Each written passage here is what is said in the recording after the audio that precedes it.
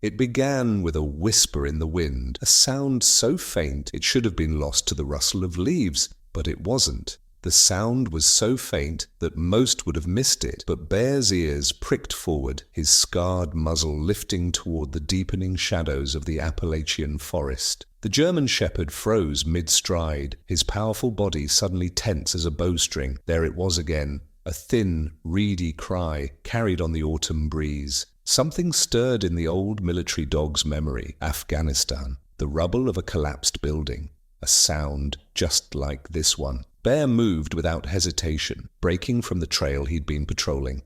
His paws made no sound on the carpet of fallen leaves as he tracked the noise deeper into the woods, guided by instinct older than training. What the 7-year-old German shepherd found hidden among the fallen leaves would not only change his life forever, it would reveal a conspiracy that had already claimed 2 lives and was about to claim a third. Leave a like and share your thoughts in the comments, along with the city you're watching from now. Let's continue with the story. The Blue Ridge Mountains of Virginia wore their early October colors like a patchwork quilt, crimson maples, golden oaks, and the deep evergreen of pines. In a small clearing 5 miles from the nearest paved road stood a weathered cabin, smoke curling from its stone chimney. This was home to Jack Callahan and his only companion, Bear. Jack had built this life of solitude deliberately after returning from his 3rd tour with the Army Rangers.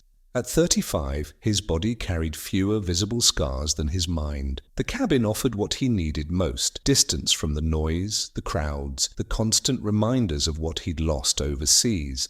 Most days he spoke to no one except Bear. The German shepherd had come to him 2 years ago through a rehabilitation program for military working dogs like Jack. Bear carried the invisible wounds of war. The visible one, a jagged scar running through his left eye, leaving it clouded and partially blind, told only part of his story. The rest was written in his behavior, the way he startled at sudden noises, how he sometimes woke whimpering from dreams, the vigilant scanning of his surroundings. Bear had served 3 tours in Afghanistan with his handler, Staff Sergeant Colin Ward. Their last mission ended with an IED explosion that killed Ward instantly. Witnesses reported that Bear had refused to leave his handler's body, attempting to drag him to safety until he collapsed from his own injuries. The military psychiatrist who evaluated Bear had used the same term they used for Jack, PTSD. The dog was deemed unsuitable for continued service or adoption by an ordinary family. Jack had recognized something in the shepherd's damaged gaze, a reflection of his own brokenness. They understood each other in ways that required no words. 5 miles from Jack's cabin stood Riverview Regional Medical Center, where Dr. Lila Bennett worked the pediatric emergency ward. At 32, she'd earned a reputation for exceptional care, particularly with the most traumatized children.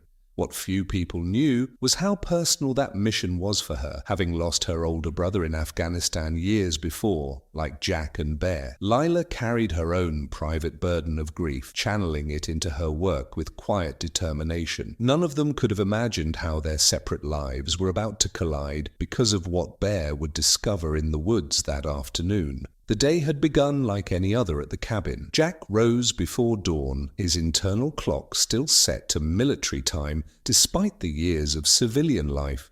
He'd fed Bear, brewed coffee strong enough to stand a spoon in, and settled onto the porch to watch the sunrise paint the mountains. These quiet moments were the closest he came to peace. "What do you say we check the North Ridge today, boy?" Jack scratched behind Bear's good ear. The shepherd's tail swept once across the wooden planks, acknowledgement rather than enthusiasm. They'd patrol the property's boundaries each day, a routine that satisfied both the man's need for order and the dog's territorial instincts. By early afternoon, they'd covered most of their usual route. The October air carried a hint of the coming cold. Not yet winter, but no longer summer. Leaves crunched beneath Jack's boots as he followed the narrow game trail that marked his property line. Bear trotted ahead, occasionally disappearing into the underbrush, only to emerge moments later. The first sign something was wrong came when Bear stopped suddenly, his body rigid. The dog's ears swiveled forward, catching something beyond human hearing. Jack recognized the posture. It was the same alert stance Bear had been trained to take when detecting explosives or hostile forces. "What is it, boy?" Jack knelt beside the shepherd, automatically scanning their surroundings for threats. Nothing seemed out of place in the familiar woods. Bear whined low in his throat, taking 2 steps toward a denser part of the forest before looking back at Jack. "Show me," Jack commanded, but Bear just whined again, shifting his weight anxiously from paw to paw. Jack sighed. This had happened before, phantom triggers that sent Bear back to the war. The VA counselor called them environmental cues. Something as simple as a certain quality of light or a particular smell could transport Bear back to Afghanistan. During these episodes, the best approach was calm reassurance, not reinforcement. "It's okay, boy. We're in Virginia. We're safe." Jack kept his voice steady, the same tone he'd used to talk down one of his men during a moment of combat stress. "Let's head back. Storm's coming anyway." The clouds had indeed been gathering all afternoon, and now the light took on that peculiar quality that precedes rainfall. Jack tugged gently on Bear's lead, redirecting him toward home. The dog followed reluctantly, looking back several times. Once home, Jack's own fatigue caught up with him. The nightmares had been worse lately, leaving him exhausted. "Just gonna close my eyes for a minute, Bear," he murmured, stretching out on the couch. The shepherd settled on the rug nearby, still unusually alert, eyes fixed on the door. Jack didn't notice when Bear rose silently and nosed open the door's latch, a trick the clever dog had mastered months ago but rarely employed. By the time Jack woke, the afternoon had faded toward evening, and Bear was gone. Ranger moved like a shadow through the underbrush, his steps silent now that Bobby's boots were no longer crushing twigs behind him. The sound had returned, faint but unmistakable. A baby's cry, clearer now, sharper, urgent. He pushed forward, instincts razor-edged, nose low to the earth, reading the forest like a book. Twilight draped the woods in shades of steel and ash, light slipping fast between the canopy above. Thunder growled somewhere beyond the ridgeline. Ranger pressed through a snarl of rhododendron and stopped dead. In a shallow clearing, cradled beneath an outcropping of mossy stone, sat something so out of place it jarred his senses. A wooden cradle, old, weather-worn. Out here, where only bears, foxes, and wind passed through? It didn't belong. None of this did. He stepped forward with the caution of a soldier on patrol, nose twitching. Human scent clung to the cradle, multiple traces, some recent, some stale. No threat pheromones, but something else, fear, desperation, and the fragile, unmistakable scent of a human infant. The cries had softened to faint whimpers. Inside the cradle, a baby, no more than 6 months old, waved trembling fists, cheeks flushed from cold and effort. The child wore only a pale onesie. A thin blanket had slipped away, tangled beneath him. Ranger's training surged to the front. He remembered high-altitude ops in the Hindu Kush, watching men die when the cold came too fast. Hypothermia crept in quiet and deadly. There was no time. He pressed his warm flank against the cradle's wooden side, offering heat. The baby flinched, startled by the sudden presence of a large dog, but then the cries quieted. Ranger's body heat began to soak into the child's chilled limbs. With delicate care, he licked the infant's face, cleaning away salt and mucus, like a mother would her pup. The forest darkened, the temperature dropped. Ranger tasted the air, rain, close. The sky muttered again, thunder rolling deeper now. He barked once, sharp, loud, calling for help. Only the forest replied, leaves whispering, branches creaking, somewhere a distant owl taking flight. No human voices, no footsteps. Ranger scanned the area, then nudged the blanket over the baby, tucking it close with his muzzle. Not enough. He began scraping at the ground, pulling dry leaves toward the cradle. Instinct, memory. He'd seen soldiers do this in the field, building makeshift shelters out of nature itself. He worked until the child was surrounded by a cocoon of forest debris. Then, as the first cold drops of rain fell through the canopy, Ranger positioned himself above the cradle. His back took the brunt of the weather, his body a living shield. The baby whimpered once, then stilled, lulled by the warmth and comfort of the shepherd's unwavering presence. But the forest had changed. Ranger's ears rotated. A twig snapped to the east. Something moved, bigger than a fox, slower than a deer. His hackles rose. The day's tranquility was gone. The woods had become something older, hungrier. Coyotes howled in the distance. Closer, something slithered through brush. Ranger stood, muscles taut, and stepped between the cradle and the noise. A low growl built in his chest, deep, primal, a sound meant to stop predators in their tracks, and it did, for now. Thunder cracked overhead. Rain pounded harder. Somewhere far off, back at the cabin, Bobby would be waking up to an empty room. But here, in this clearing forgotten by man, Ranger had a mission. One bred into his DNA and carved into him by years of service. Protect the vulnerable. Hold the line. He would not fail. Bobby jerked awake to the storm pounding against the cabin like fists on a door. Wind shrieked through the cracks in the window frames. His hand shot to the floor instinctively. Empty. Ranger, he croaked. Nothing. The door creaked open with the wind, rain lashing in. Panic struck hard, sharp as a blade. Number. He scrambled upright. Ranger never left. Not without him. Not ever. His breath caught, shallow and fast. His chest tightened. Kandahar, radio static, gunfire, voices screaming for backup. He braced against the wall, forcing air into his lungs. Not now, not again. He shut his eyes, counted, 5 inches. Hold, 7 out. He repeated it until the tremors eased. Then he grabbed his rain jacket and flashlight. I'm coming, buddy, he whispered. Outside, the storm was relentless. Trees swayed and bent under the wind. Bobby's flashlight cut a narrow path through the darkness as he followed their patrol route, scanning for paw prints.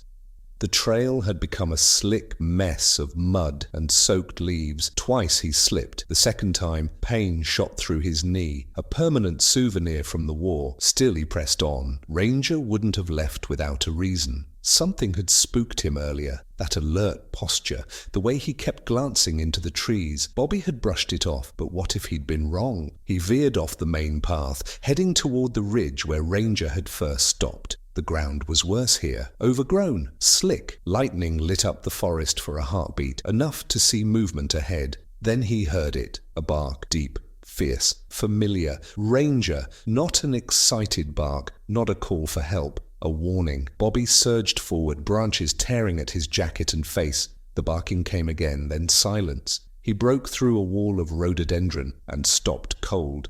In the clearing, Ranger stood with his body low, teeth bared, between something and a cradle, a wooden cradle. At the edge of the clearing, a coyote paced, caught in the flashlight's beam. Bobby raised his voice and waved his arms. Get! The animal hesitated, then slunk backward into the dark. Ranger? Bobby stepped forward. The dog didn't move from the cradle, but the snarl faded. Bobby's beam swept down and his stomach turned to ice. A baby, bundled in leaves, blanketed in a soaked cloth, eyes closed, lips pale, but breathing. Oh my God, he whispered, dropping to his knees beside the cradle. He peeled back the wet blanket, hands trembling. The baby stirred, skin cool but alive. Jesus, you... His throat clenched. You stayed with him. You protected him. Ranger's ears twitched. He leaned closer. Bobby stripped off his jacket and covered the cradle. Good boy, he murmured. You did good. As he adjusted the blanket, something hard brushed his fingers. He froze. Carefully, he shifted the baby aside and pulled a small object from the lining. Round, metallic, blinking faintly. Bobby stared at it, his blood turning to ice. A tracking device, sophisticated, subtle, meant to monitor. Not a panicked parent leaving a child in the woods. This was something else, something planned. He looked at the infant, then at the forest around him. Someone was watching, and they might be coming back. Kidnapping, human trafficking, ransom. Whatever the truth was, the tracking device changed everything. Bobby didn't hesitate. He pried the device loose and slipped it into his jacket pocket. Destroying it could mean destroying evidence, and right now, evidence mattered. With one arm, he scooped up the bundled infant. With the other, he gave a sharp command. Ranger, move. The dog obeyed instantly, cutting a deliberate path through the storm-lashed woods. Bobby cradled the child tightly to his chest, his body a shield against the biting wind and rain. The hike back to the cabin was slow, every step soaked in tension and urgency. Inside the shelter of timber walls, Bobby's instincts kicked in. Marine, medic, survivalist. First priority, warmth. He fed logs into the iron stove until it glowed, then peeled off the wet blanket, drying the baby with a towel that smelled faintly of pine and smoke. The infant stirred with a low whimper, too weak for a full cry, not a good sign. Dehydration, hypothermia, possibly worse. Bobby improvised a diaper from a clean t-shirt, then wrapped the baby in a wool blanket from his bedroll, the one he'd used in Kandahar. With a dropper from his med kit, he trickled water into the infant's mouth. Just a few drops, slow and steady. When the child's breathing steadied, Bobby reached for his sat phone. The backcountry made cell service a joke. This was the only line out. His thumb hovered over 911, the logical choice, but logic didn't feel safe. That tracker meant someone was monitoring this kid, and if they were watching official channels, he scrolled through old contacts and hit a number buried deep in his memory. "Sheriff's Department, Jenkins speaking," came the familiar gravelly voice. "Tom, it's Bobby Mallister." A pause. "Jesus, Mac, been months, you all right?" "I need you at my place." Quietly. No sirens, no chatter, just you. Another beat. "What kind of trouble are we talking?" "Not me." Bobby looked down at the infant swaddled in his arms, now dozing against his chest. "But I've got a situation, one that needs someone I can trust." "You pulling a Fallujah card?" "That bad." Jenkins, a former Marine turned sheriff, didn't hesitate. "I'm on my way, 40 minutes, alone." As the call ended, Bobby turned back to the cradle and gave it a thorough sweep. No note, no baby bracelet, no name, just the tracker and the child. The cradle itself was handmade, old-fashioned. Oak, maybe. Something you'd find in a grandparent's attic, not the middle of the forest. Ranger remained glued to the baby's side, his golden eyes following Bobby's every move. When Bobby sank into the armchair, the dog leaned into him, pressing against his legs like a sentry. "You did good, buddy," Bobby murmured, rough-edged emotion catching in his throat. "Real good." The baby stirred, eyes fluttering open, deep blue. Too clear, too focused, as if they already knew something about this world. And just like that, something shifted inside Bobby, something he thought he'd buried in the mountains of Afghanistan, a will to protect at all costs. 40 minutes later, headlights swept across the rain-speckled windows. Bobby stood, instincts keyed, but Jenkins walked through the door like a ghost from another life. Grey hair, damp, boots muddy, eyes already scanning the room. "Well, I'll be damned," he muttered, taking in the infant. "When you said situation, I figured maybe a fugitive with a knife in his leg, not a 6-month-old in a blanket." "Found in the woods. Ranger led me there." Jenkins crouched next to the cradle, examining it like a crime scene. "No ID? Just this." Bobby handed him the tracker. Jenkins turned it over, frowning. "Military grade, short range, high output. This ain't consumer tech. Someone wanted eyes on that kid, minute to minute." He stood slowly. "We had a missing persons report yesterday. Husband and wife. Scientists from the Blackwater Ridge facility. James and Elena Thompson. Their SUV was found abandoned, 10 miles from here." Bobby looked down at the baby, then at Ranger, still locked in guard mode. So much for a simple rescue. "We'll need a doctor," he said, voice low. Jenkins nodded grimly. "Not Riverview. Too much red tape. Any abandoned infant gets flagged across state systems. That'd light up the board from here to Quantico. I don't need noise. I need someone who can help and keep it quiet." "There's a pediatric nurse," Jenkins said after a moment. "Sarah Whitman. Works nights. Quiet. Smart. Treated my grandson last year. She's the kind who puts kids first. Rules second. Call her. But she comes alone." Jenkins stepped outside to make the call, shielding his phone from the rain under the porch awning. Meanwhile, Bobby kept working on the baby. More water, gently coaxed. The child swallowed a little, but his eyes stayed half-lidded. In war zones, that look meant the body was conserving power. The last flicker before systems started shutting down, Ranger sniffed the baby's face and looked at Bobby with a stare that felt uncomfortably human. "Yeah, I know, pal," Bobby whispered. "Hold on, little one. Help's coming." Jenkins returned minutes later. "Sarah's en route. Said she'll be here in 30. She's got clearance. She's not the kind to run her mouth." "Let's hope." They sat in silence, the fire crackling, the baby breathing slow and shallow. Bobby recounted the day, Ranger's strange behavior, the trail through the storm, the cradle. Jenkins took it in without interrupting, the way old soldiers do. "You sure it's a tracker?" Bobby tapped the table where the device now sat. "No question. Someone's going to notice when that signal stops moving." Jenkins's hand drifted to the grip of his sidearm. "Then we better be ready when they do." At exactly 28 minutes, a set of headlights splashed across the wall again.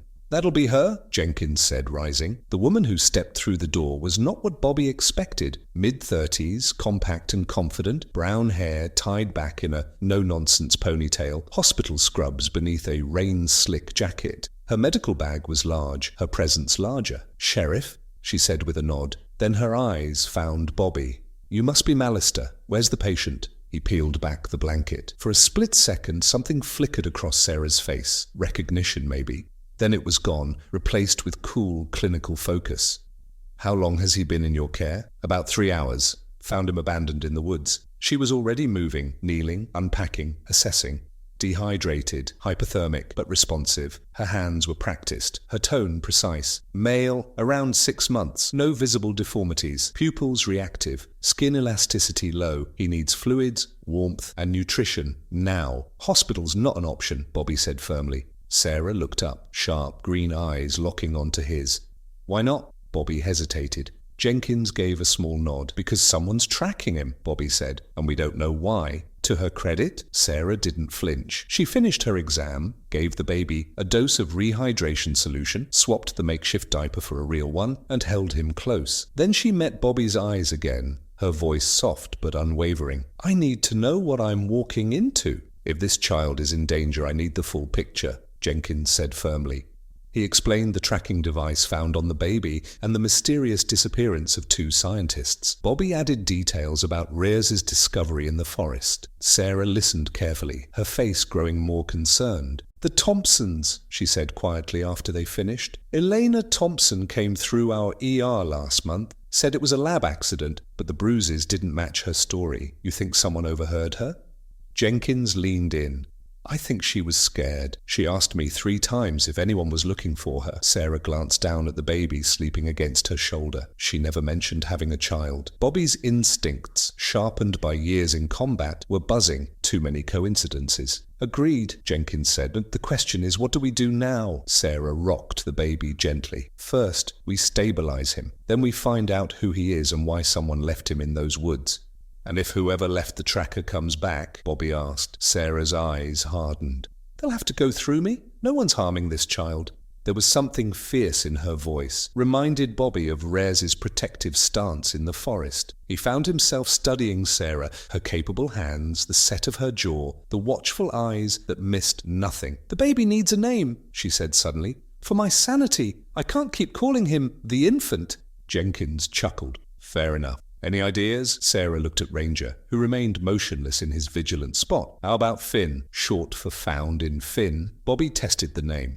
"Simple. Strong. I like it." With the immediate medical concerns addressed, they set up a watch rotation for the night. Sarah would stay with Finn while Bobby and Jenkins took turns keeping an eye outside. No one spoke aloud about what they were expecting. But the loaded rifles by the door said it all. Dawn broke clear and cold after the storm. Finn had improved overnight, taking formula and showing more alertness. Ranger finally gave in to exhaustion, curled up at Sarah's feet as she sat holding the baby. "Your dog's a hero," Sarah said softly as Bobby handed her a mug of coffee. "Most people would have walked right past that cradle in the storm." "Rangers aren't most people," Bobby replied, surprising himself with the quiet conviction. He had long stopped seeing Ranger as just a dog. Sarah studied the sleeping shepherd, military working dog. 3 tours in Afghanistan, Bobby nodded. Lost his handler on the last one. A flicker of recognition, or was it pain, crossed Sarah's face. "He still carries it with him, doesn't he?" The war! Bobby felt a sudden awareness. Most didn't notice the subtle signs of Ranger's trauma, the hypervigilance, the nightmares, the way he positioned himself to watch all exits. "We both do," Bobby admitted quietly. Sarah's gaze fixed on him, searching. Before she could say more, Jenkins entered, breathless from a perimeter check.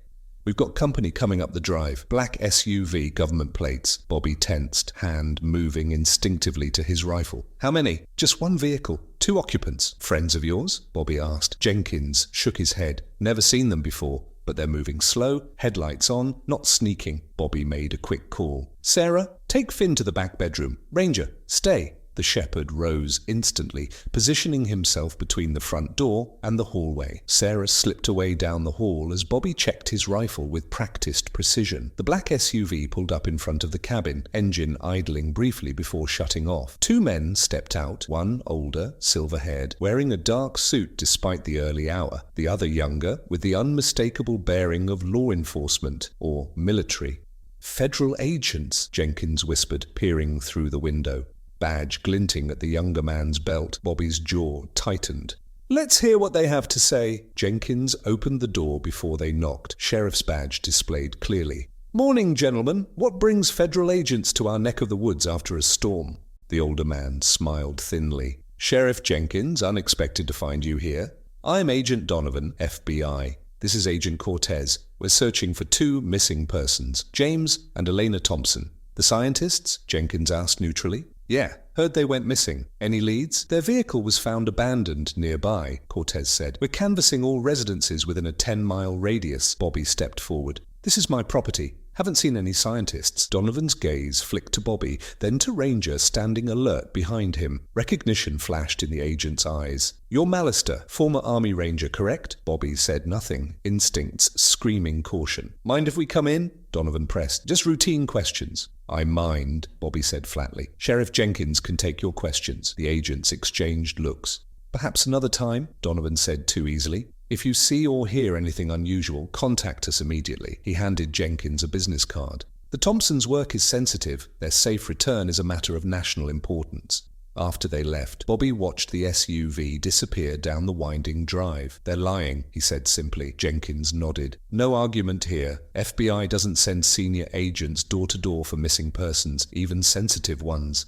Sarah emerged from the bedroom, Finn cradled against her chest. "What did they want?" "Information about the Thompsons," Bobby replied. "But they never mentioned a baby." Sarah frowned. "If Finn belongs to the Thompsons, why wouldn't federal agents ask about their child?" "Maybe they don't know about him," she suggested. "Or maybe they're not really FBI." The unspoken implications hung heavy between them. Over the next days, a pattern emerged. Sarah took leave from the hospital, citing a family emergency, and stayed at the cabin to monitor Finn's recovery while researching the Thompsons online. Bobby and Ranger patrolled the property, alert for any surveillance or visitors. Jenkins split his time between official duties and discreet inquiries about the missing scientists. 5 days after Rears's discovery, the first news stories about a hero dog began circulating. Someone in the sheriff's department had leaked info about an abandoned baby rescued by a former military dog. The articles were light on details but heavy on human interest. The loyal shepherd standing guard through a storm, the infant's miraculous survival, the search for the parents.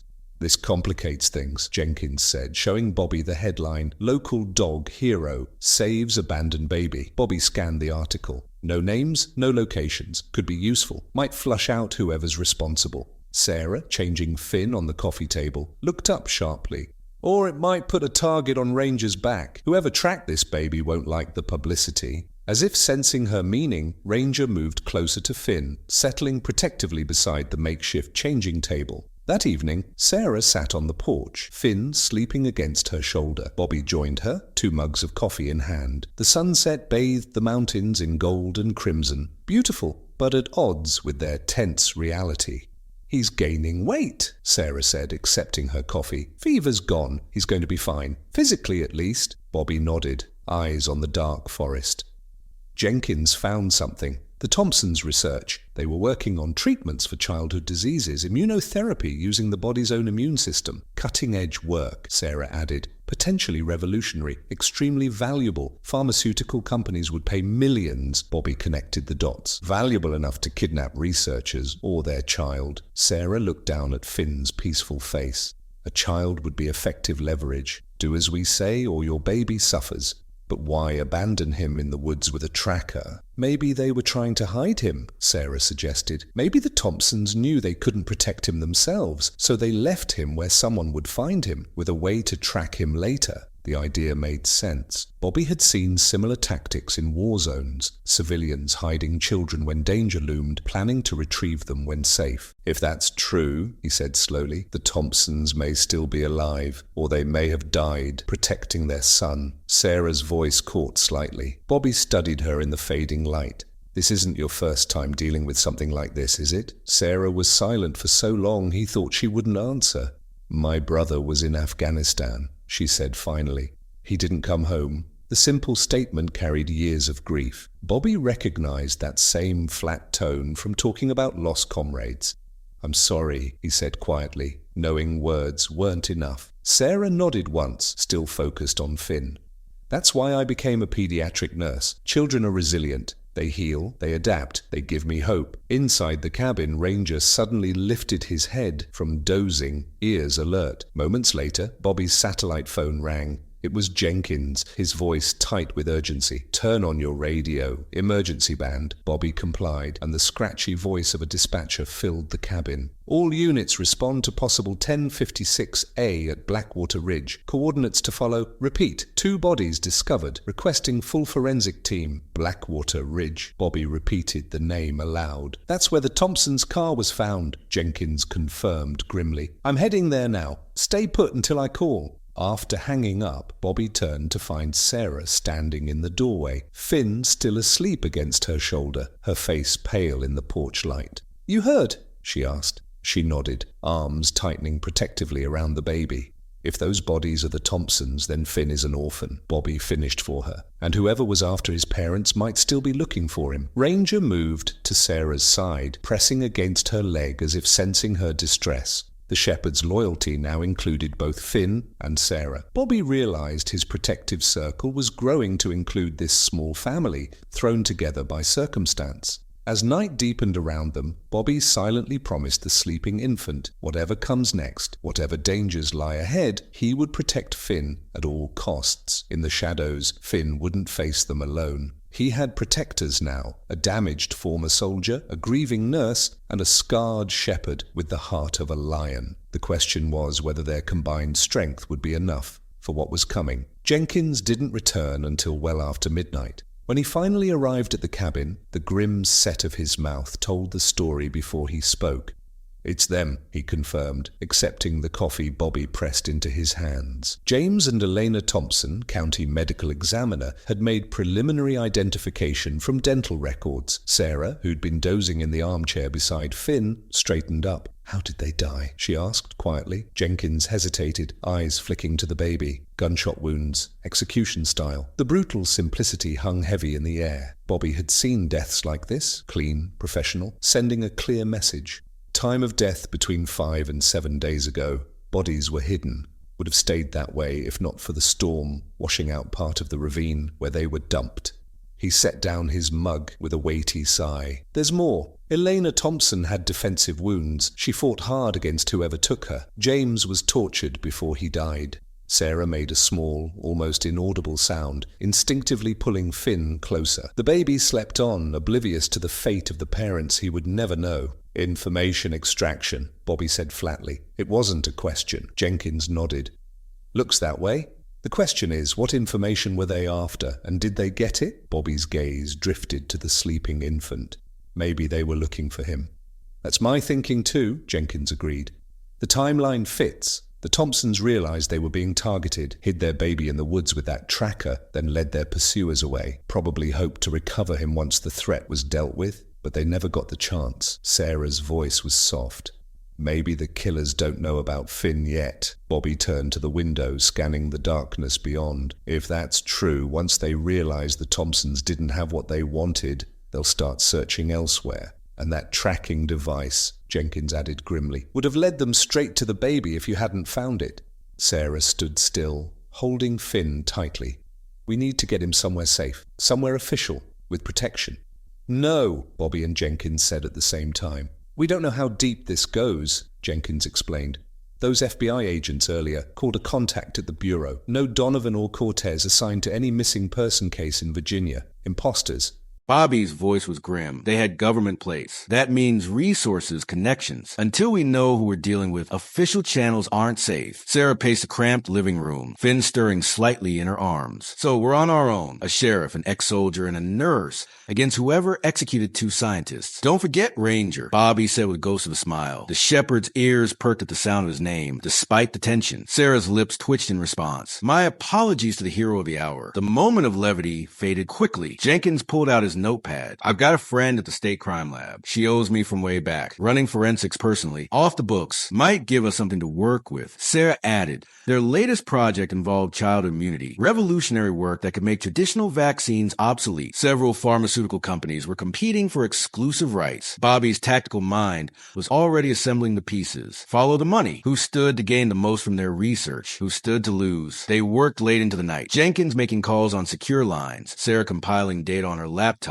Bobby methodically cleaning his weapons with the precision drilled into him by years of service. Ranger maintained his vigilant post near Finn, who now slept in a makeshift crib fashioned from a dresser drawer. The cabin had become an unlikely command center and their last line of defense. Around dawn, Sarah's laptop pinged with an incoming email. It's from my colleague at Riverview, she said, scanning the message. Someone came asking about me yesterday. Claimed to be my cousin, looking for my new address. Bobby tensed. Description? Young, Latino, well-dressed. Called himself Miguel Cortez. The younger agent from yesterday, Jenkins said, alarm clear in his voice. They're connecting dots faster than I expected. Bobby was already moving, checking windows and sight lines with military precision. We need to relocate. Now, where? Sarah asked, already gathering Finn supplies. I've got a hunting cabin, Jenkins offered. 20 miles deeper into the mountains. Off-grid, no paper trail connecting it to me. That'll work for now, Bobby agreed. Pack only essentials. 5 minutes. Years of training kicked in. Bobby assembled a go bag. Weapons, ammo, first aid, communications. Sarah worked with similar efficiency,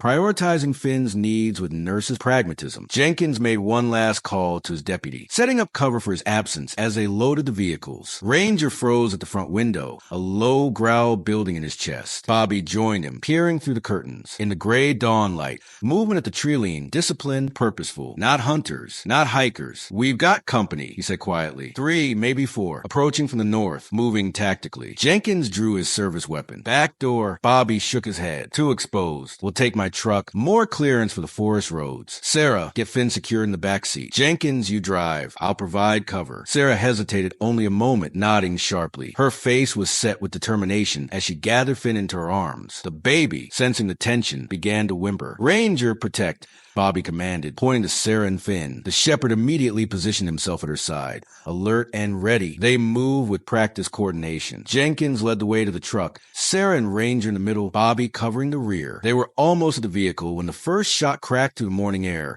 splintering wood from the porch post beside Bobby's head. Go! Bobby shouted, returning fire toward the treeline. Dark figures ducked for cover as Jenkins gunned the truck's engine. Sarah scrambled into the back seat with Finn. Ranger leapt in beside her. Bobby fired 2 more covering shots before diving into the passenger seat. Jenkins didn't wait for the door to close before accelerating down the rugged driveway. More shots followed, one shattering the rear window. Sarah ducked protectively over Finn, while Ranger placed his body between them and the broken glass. Everyone okay? Bobby called over the roar of the engine and crunch of gravel. We're good, Sarah answered, voice steady. Finn scared but not hurt. Jenkins navigated off the main drive onto a narrow forest track, barely visible among underbrush. The big truck lurched and bounced over roots and rocks, branches scraping its sides. They'll have vehicles, Bobby warned, checking his magazine. And they saw which way we went. Not for long, Jenkins assured, executing a sharp turn onto an even narrower path. I know these mountains better than any outsider. There's a creek crossing ahead. We'll cut through,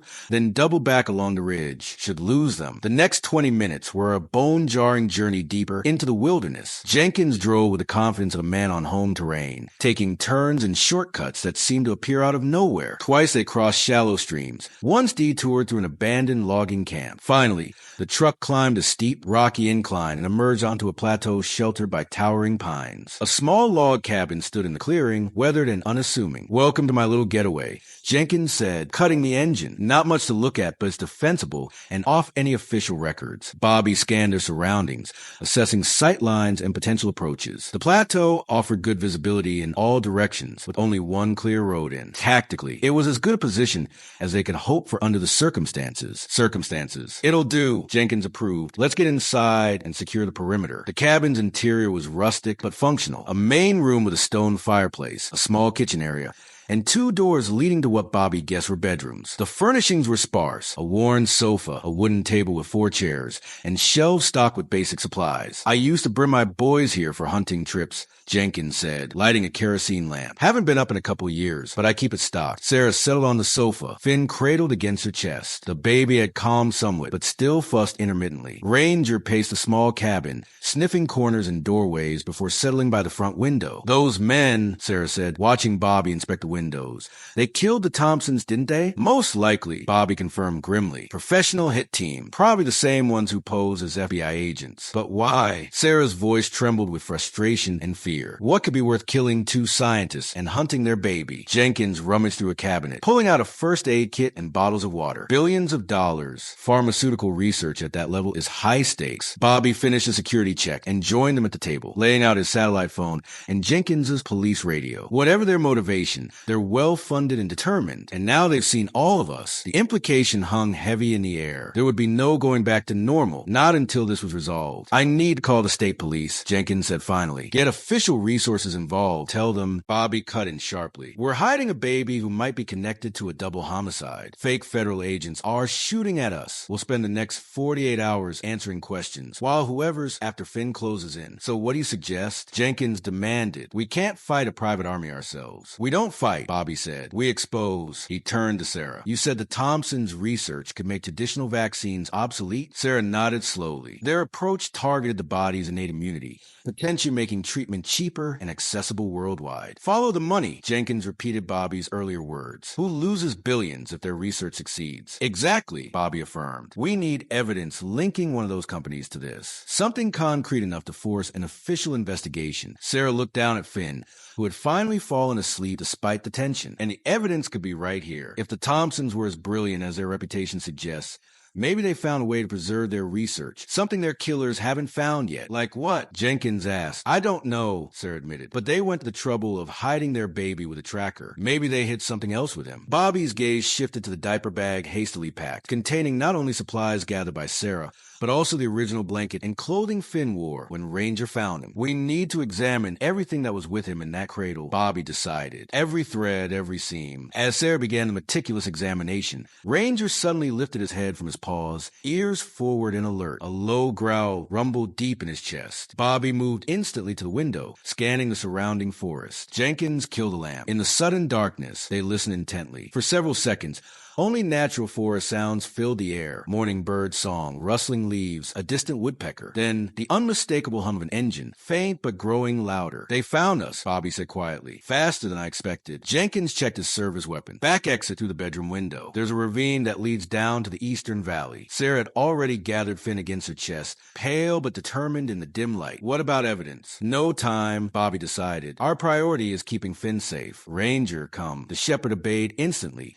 positioning himself at Sarah's side once more. As they moved toward the bedroom, the engine sound grew louder, now joined by a second vehicle. Bobby knew their options were shrinking. Soon they would be forced to make a stand, or split up to improve Finn's chances. Neither promised safety for all. What began as a simple rescue in a storm had become a desperate fight for survival. Somewhere in the confusion, a baby's future, and possibly the future of countless other children, hung in the balance. The ravine was steeper than Jenkins described, forcing them to half-slide down its muddy slope. Sarah clutched Finn, her body curled protectively around him. Bobby led the way, creating handholds where possible. Jenkins brought up the rear, pausing occasionally to listen for pursuit. Ranger moved alongside Sarah, nudging her when she stumbled, steadying her instinctively. The sounds of vehicles stopped, replaced by the ominous silence of men moving on foot. "Professionals. Hunters," Bobby murmured. "They'll split up to cover more ground." They reached the bottom of the ravine, where a small stream gurgled through mossy rocks, its water ice cold from mountain springs. 2 teams minimum, maybe with dogs. Jenkins said, "Which way?" Sarah asked, breath visible in the cool morning air. Jenkins pointed east. "There's an old fire road about a mile downstream. Might be our best chance to reach civilization." Bobby shook his head. "Too predictable. They'll have someone watching it." He scanned their surroundings, mind racing through tactical options. "We need to separate." "No." Sarah protested immediately. "Listen," Bobby said, gentle but firm. "They're after Finn. Everything else, the cabin, the research, is secondary. We split up, increases chances." Jenkins reluctantly nodded. Hate to admit it, but he's right. Classic diversion strategy. Sarah looked between them,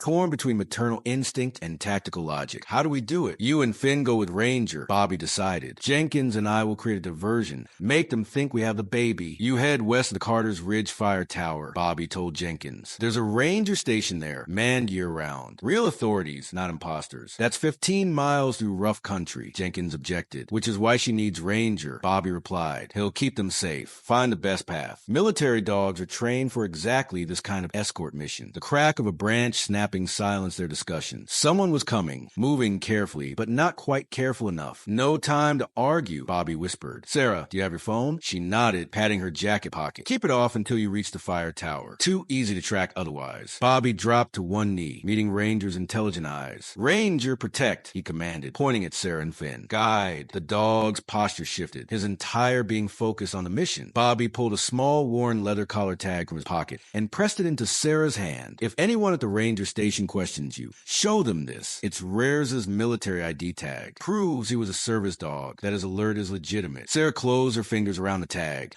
eyes glistening with unshed tears. "What about you two?" "We'll be right behind you," Jenkins assured her, though his tone lacked conviction. Bobby shrugged off his backpack, removing only essentials before handing it to Sarah. "Extra formula for Finn, a first aid kit, water purification tablets. Should last until you reach the tower." Another snap, closer this time. "Decision time. Go. Stay in the stream as long as possible to mask your scent," Bobby instructed. "Then head northwest. Ranger knows the command. Find help. Use it if you get into trouble." He hesitated, adding quietly, "He was trained to protect at all costs. He won't let you down." Sarah nodded, swallowing her emotion as she held Finn securely. She reached out and grasped Bobby's hand briefly. "Be careful, both of you." "Always am," Jenkins replied with forced lightness. "Ranger, guide," Bobby commanded again. The shepherd gave him one last, almost human look before turning to Sarah's side, ears alert, body ready. Bobby watched them move carefully upstream, Sarah keeping to the shallow water as instructed, Ranger guiding her around deeper pools and slippery rocks. Within moments, they disappeared around a bend in the ravine. "Let's make some noise," Jenkins said grimly, checking his weapon. They headed in the opposite direction, moving with deliberate carelessness,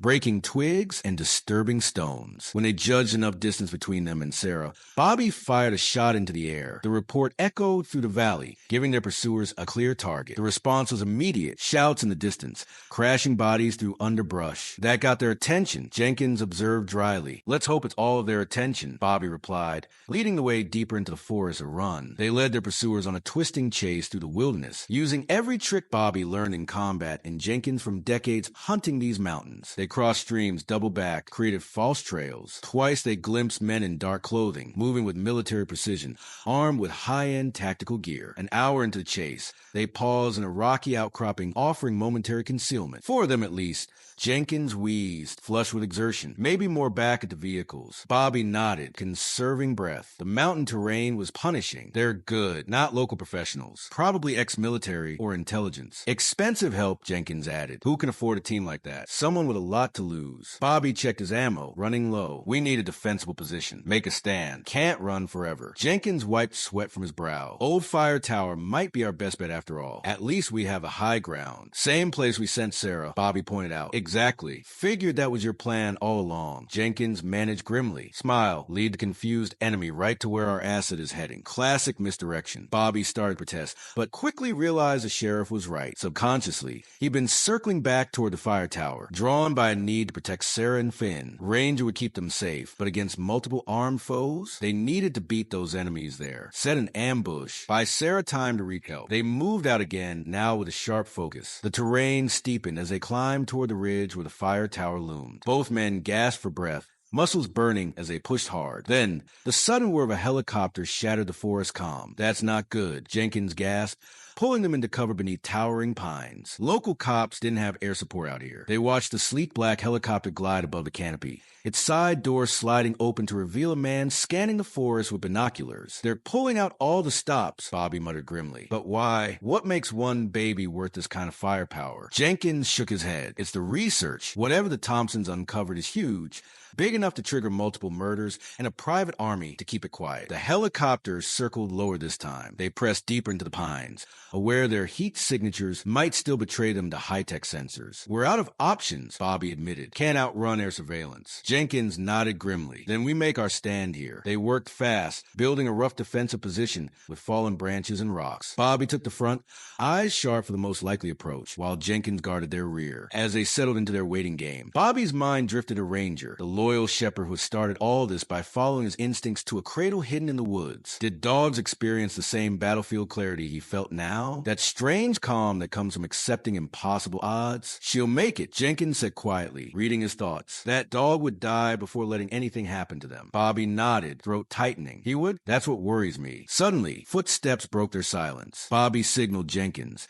Two targets moving cautiously from the east. Both men raised their weapons, waiting for the perfect moment. The first pursuer stepped from the tree lean, tactical vest beneath a dark jacket, rifle ready. Bobby centered his sights on the man's chest, finger tightening on the trigger. A single shot cracked through the forest, but it wasn't from either of their guns. The man jerked and fell, clutching his leg. A second shot followed, striking near the second man, who dove for cover. "Federal agents." A voice boomed through the trees. Bobby and Jenkins exchanged confused looks as the helicopter reappeared overhead. A loudspeaker crackled from its side. "This is FBI Special Agent Diana Carter. The area is surrounded. All armed personnel must disarm immediately." More agents moved in with precise efficiency, weapons trained on the fallen man and his hidden partner. "What the hell?" Jenkins whispered. Bobby kept his weapon raised. "Suspicious. Could be another trick," he muttered. "Bobby Mallister," the female voice called out. "Sheriff Tom Jenkins, we know you're there." Elena Thompson activated her emergency protocol before she died. "We've been tracking her data ever since." At the name Elena Thompson,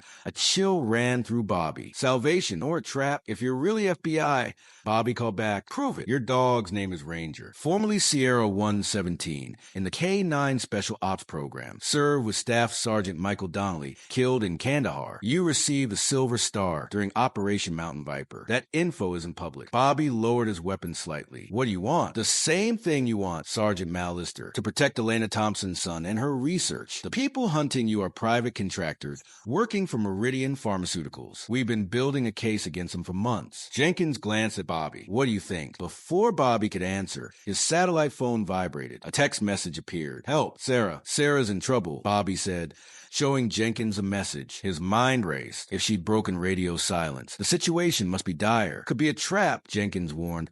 "I, the FBI agent securing the area. Perfect timing for these feds to show up, huh?" Bobby weighed their options. Trust these newcomers, or go alone in a desperate race to reach Sarah. The helicopter hovering overhead tipped the balance. With air support, they could get to the fire tower in minutes, not hours. "We don't have a choice," Bobby decided, raising his voice. "Agent Carter, we have a situation. The baby and a woman are headed to Carter's Ridge Fire Tower. They just sent a distress signal." Agent Diana Carter approached, holstering her weapon to show trust. She was shorter than Bobby expected, with close-cropped gray hair and the weathered face of someone who'd spent decades in the field. "Lower your weapons and come with me," she said. "My team will handle the mercenaries. We need to reach your friends before Meridian's second team does." "Second team?" Jenkins asked sharply. The satellite picked up another vehicle approaching the fire tower road. 3 armed men, 10 minutes ago. Bobby didn't wait. Weapon lowered but ready. He led the way. The helicopter ride was under 5 minutes, but felt like hours. Bobby stared down at the forest canopy, searching for any sign of Sarah, Finn, or Ranger. Agent Carter spoke rapidly into her headset, coordinating her team. "We've been investigating Meridian Pharmaceuticals for over a year," she explained during a brief pause. "The Thompsons were developing a revolutionary childhood immunization approach, something that would make vaccines more effective and far cheaper. Meridian didn't want that competition." Jenkins nodded, piecing it together. "They tried to buy the research. When the Thompsons refused, things escalated. Elena contacted us 3 weeks ago, saying she feared for their safety. We placed them under surveillance,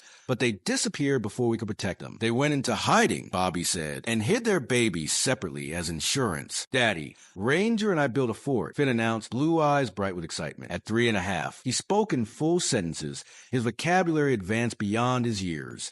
a trait Sarah attributed to the intelligence of his biological parents. A fort, huh? Bobby smiled, wetting a paper towel to wipe dirt from Finn's hands. Did Ranger help with the heavy lifting? He supervised. Finn replied seriously, submitting to the cleaning with minimal squirming. That's his important job. Bobby ruffled the boy's sandy hair. Very important job. Where's Mom? On the phone. Doctor stuff. Finn made a face that suggested medical conversations ranked low on his list of interesting activities. As if summoned, Sarah appeared in the doorway, phone in hand. 3 years had changed her, too. Her practical ponytail was replaced by a shorter cut framing her face. Laugh lines deepened at the corners of her eyes, and the weariness that once shadowed her expression had given way to quiet confidence. That was Dr. Abrams, she said, slipping the phone into her pocket. Elena and James's immunity booster just received final FDA approval. It's official. Bobby nodded, absorbing the significance. So the Thompsons' work will finally reach the children who need it starting next month, who already has distribution plans for 40 countries. Sarah's voice held both triumph and a hint of sadness, joy for the achievement,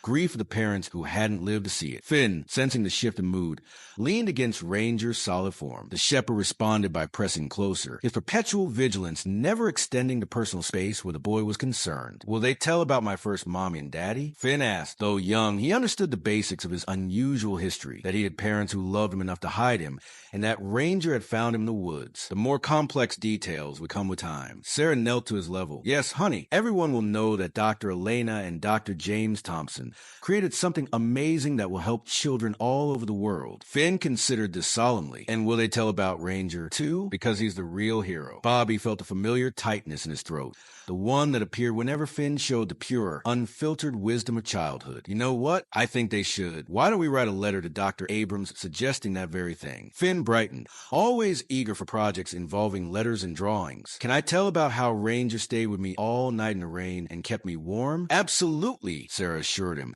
dropping a kiss on his forehead. That's the most important part of the story. The bond between child and dog remained something of a marvel to observe. Ranger, who had once responded only to military commands in Bobby's voice, now communicated with Finn through an intricate language of looks and subtle movements. The shepherd anticipated the boy's needs, often positioning himself to prevent falls or steering Finn away from potential dangers before either Bobby or Sarah noticed. I've been thinking, Sarah said as Finn finished his lunch and raced back outside, Ranger following at a measured pace. About what you said last week, Sarah began, breaking the quiet as they cleared the lunch dishes.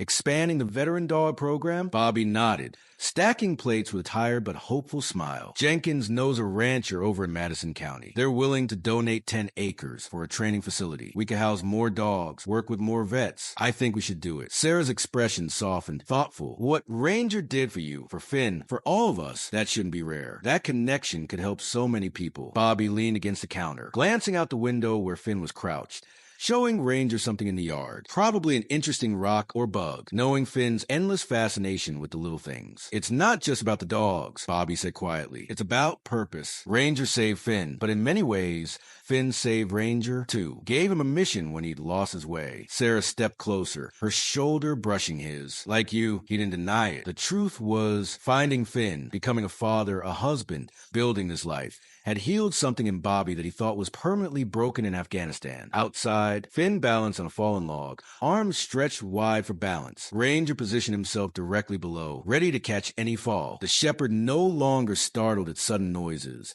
no longer woke whimpering from nightmares filled with explosions and gunfire. Like Bobby, he had found his way home through unexpected paths. I got a call from Agent Carter yesterday, Bobby said, watching Finn carefully navigate the log under Ranger's watchful eye. They're closing the final chapters of the Thompson case. All the Meridian conspirators have been sentenced. Good, Sarah said simply. Elena and James deserve justice. Bobby nodded. Carter mentioned something else. Elena's parents died years ago, but James had a brother they finally located in Australia. He's a marine biologist, been working on the Great Barrier Reef for the past decade. That's why they had trouble finding him. Sarah faced him, understanding immediately. Finn has an uncle. Bobby laughed, a sound still relatively new in this house that had known so much tension. Don't tell Jenkins. He thinks I'm still the same hard case I was in the Rangers. Outside, Finn had abandoned the log and was now engaged in a game of fetch, throwing a ball that Ranger retrieved with patient dignity. The autumn sun caught the golden highlights in Finn's hair, which, in the single photo they had of James Thompson,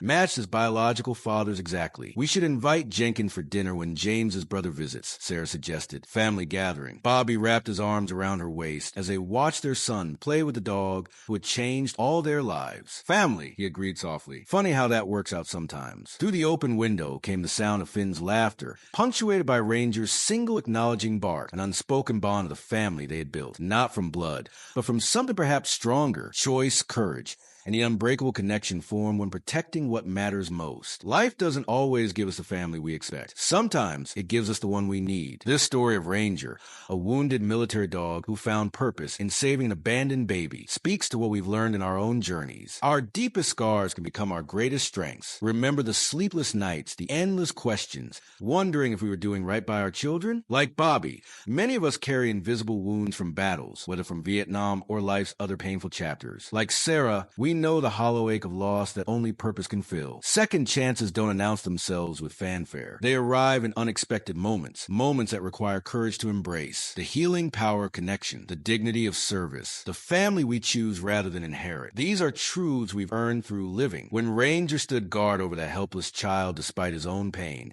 he embodied what we discovered. Protecting what's vulnerable gives meaning to our suffering. And even in our twilight years, we remain capable of heroism, quiet, essential, and enduring.